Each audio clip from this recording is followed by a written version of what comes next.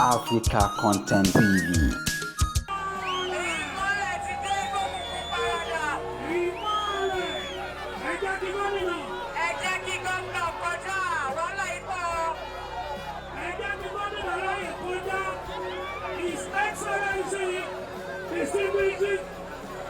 Senator Yoruba Ademola Adeleke. You're welcome, sir.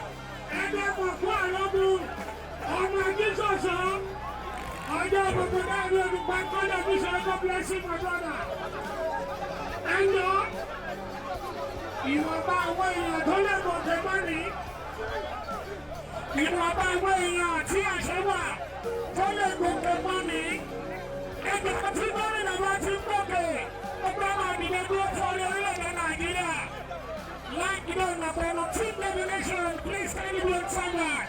And please, shall we all please rise for the national anthem? The stage is open. In definition, are you ready? If you don't have any business on stage, I want to tell you again, get off the stage. And your lover, on stage. If you don't have any business here, get off the stage.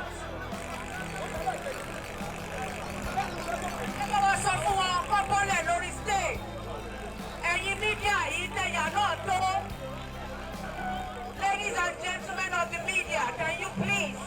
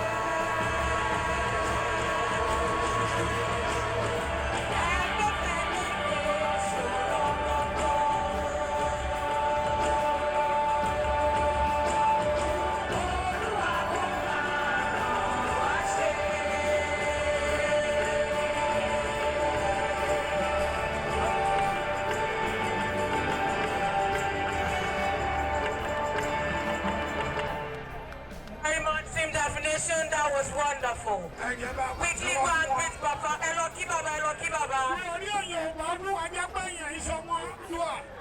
Whenever we listen to the Nigerian national anthem or the state anthem, it should minister to us. Even if the anthem as well, tell us something.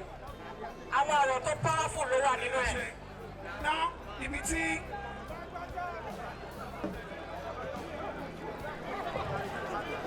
ladies and gentlemen, permit me to recognize our own special man, Rashid Olawale, is in charge of the media of the governor's protocols.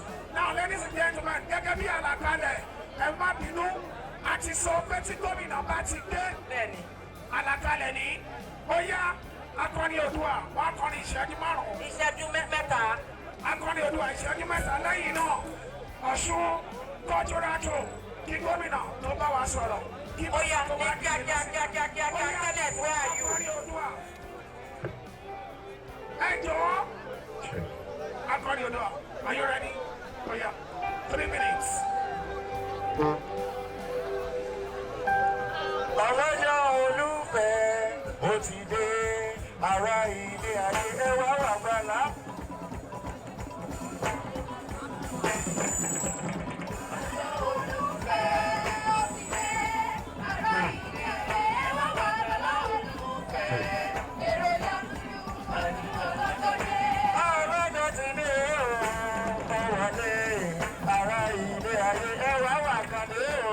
fẹ́ Adéyẹyè ọ̀ọ́ni.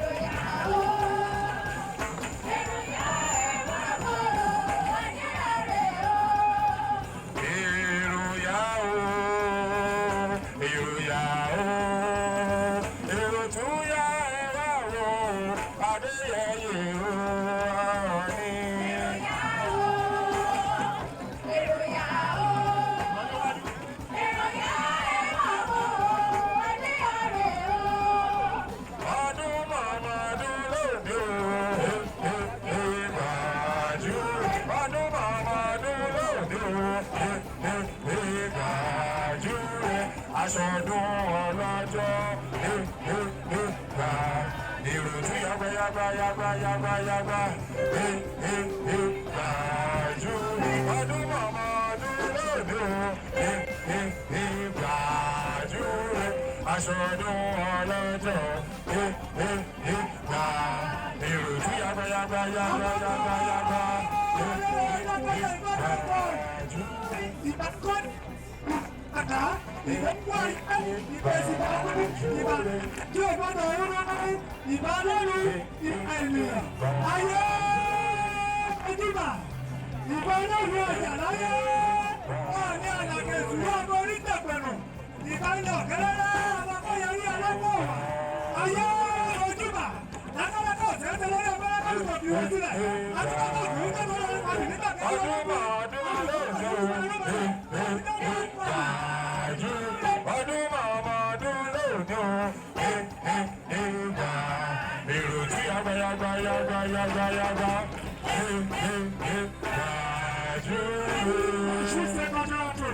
Five minutes.